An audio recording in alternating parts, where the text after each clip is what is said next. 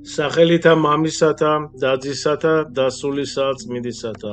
გილოცავთ მეგობრებო, დღეს არის ხსენება ღირსი და ღმერთშემოსილი მამა ანტონი დიდის, ეს არის 356 წელი და ძალიან მოკლედ მის შესახებ.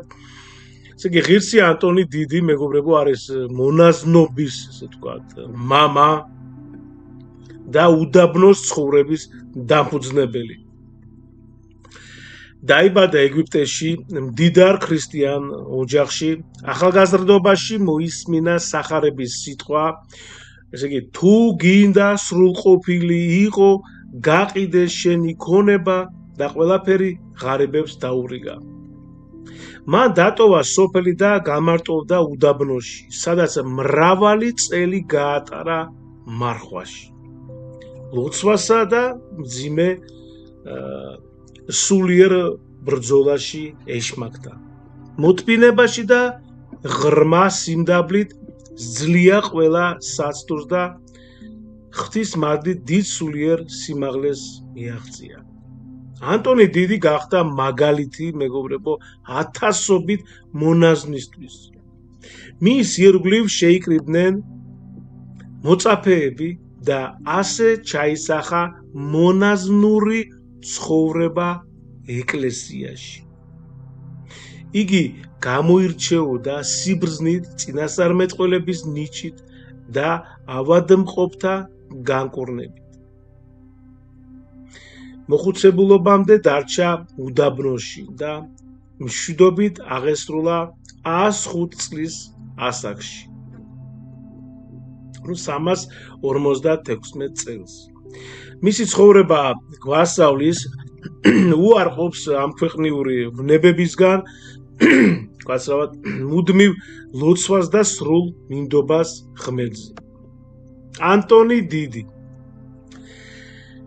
საყვარელო შვილებო, მოვა დრო, როცა მონაზვნები უდაბნოებს მიატოვებენ და მდიდარ ქალაქებს მიაშურებენ.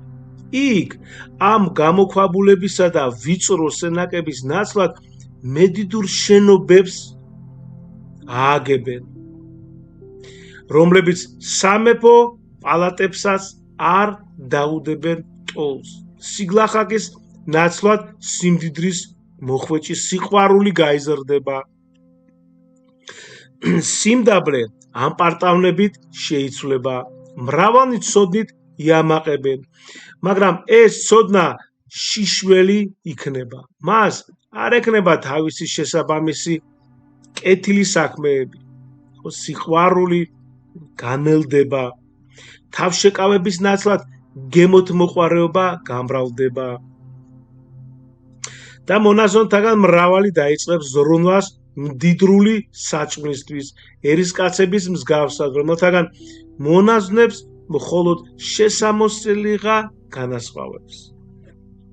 ამის მიუხედავად, რომ ერთში იცხოვრებენ თავს, მაინც გამარტოებულს, ანუ მონაზონს მარტოფხობს უწოდებენ.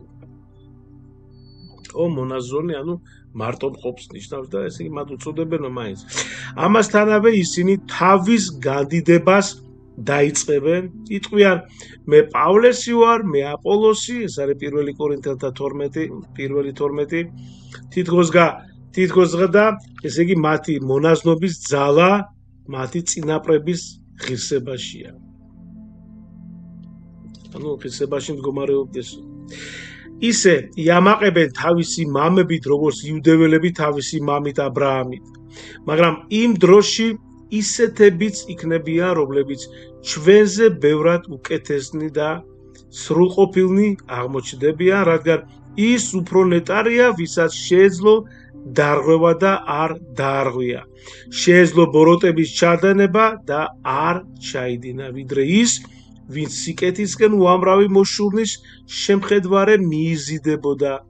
ამიტომაც ნოე, აბრაამი და ლოთი, რომანის ბოროტ ადამიანთა შორის ეწეოდნენ მოშურნე ცხოვრებას, სამართლიანად დიდებიან საღვთო წერილში. შეგვეციოს ღირსი და ღმერთშემოსილი დიდი მამა ანტონი დიდის ლოცვა და ებედროს ქრისტეს ღმერთსა, რომ შეგვიწყალოს ჩვენ ქრისტე ღმერთმა. მადლი უფლისა ჩვენისა იესო ქრისტესი და სიყვარული ღმრთისა და მამისა და ზიარება სულისა წმინდისა იყოს თქვენ ყოველთა თანა. ამინ. დიდი მადლობა, გაიხარეთ.